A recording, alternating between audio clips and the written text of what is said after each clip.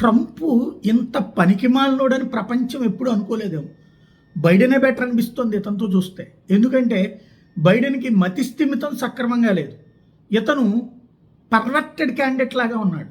అర్థం పర్థం లేని పనులు చేస్తున్నాడు, అర్థం పర్థం లేని మాటలు మాట్లాడుతున్నాడు, పనికి మాలిన పనులు చేస్తున్నాడు అని చెప్పడంలో అతిశయోక్తి ఏం లేదు. ఏదైనా ఒక విధానపరమైనటువంటి నిర్ణయం తీసుకుంటే దమ్ముతో ఉండాలి, ధైర్యంతో ఉండాలా, అహంకారం కాకుండా, అభిజాత్యం లేకుండా ఆత్మవిశ్వాసంతో ఉండాలి. కాసేపు యుద్ధం అంటాడు, కాసేపు లేదంటాడు, కాసేపు శాంతి అంటాడు, కాసేపు అదంటాడు, కాసేపు ఇది అంటాడు. ఏం మాట్లాడతాడు, ఏం చేస్తాడు, పోనీ ఆడదేశానికి ఏమైనా ప్రయోజనం అంటే పనికి మాలిన పనులు చేస్తుంటే పరువు తీసుకుంటున్నాడు.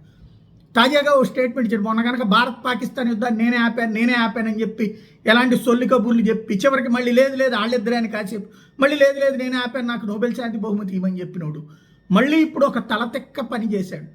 ఇజ్రాయెల్తో మాట్లాడేశాను, ఇరాన్తో మాట్లాడేశాను, ఇద్దరి మధ్యన కాల్పుల విరమణ ఓకే, యుద్ధం ఎప్పటితో ఆగిపోయినట్టే, 12 రోజుల్లో యుద్ధం ఆగిపోయింది, 24 గంటలలో ఇది అమల్లోకి వస్తుంది, శాంతి ఒప్పందం చేసేసాను.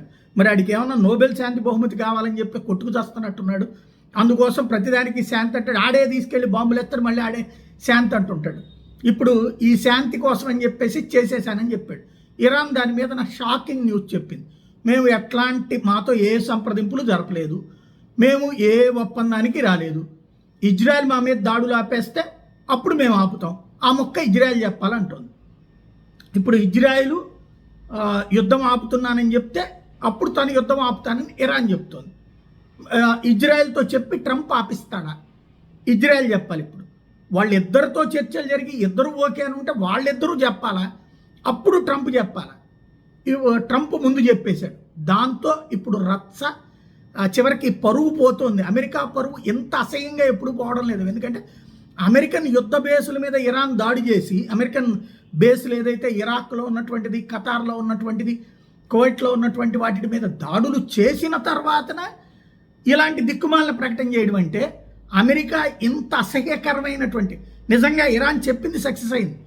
ఏంటది, చరిత్రలో చెప్పుకుంటారు మా గొప్పతనం అని. ఇప్పుడు అదే అయింది. రాబోయే 100 ఏళ్ళు బాంబులు వేసాక, వాళ్ళ విమానాలు ధ్వంసం అయ్యాక, వాళ్ళ ఎయిర్ బేసులు దెబ్బతిన్నాక శాంతి గురించి మాట్లాడుతున్నాడు అంటే ఇంత అసమర్థపు అమెరికా అధ్యక్షుడు ప్రపంచంలో, అమెరికా చరిత్రలో ఇంకొకటి ఉండడేమో.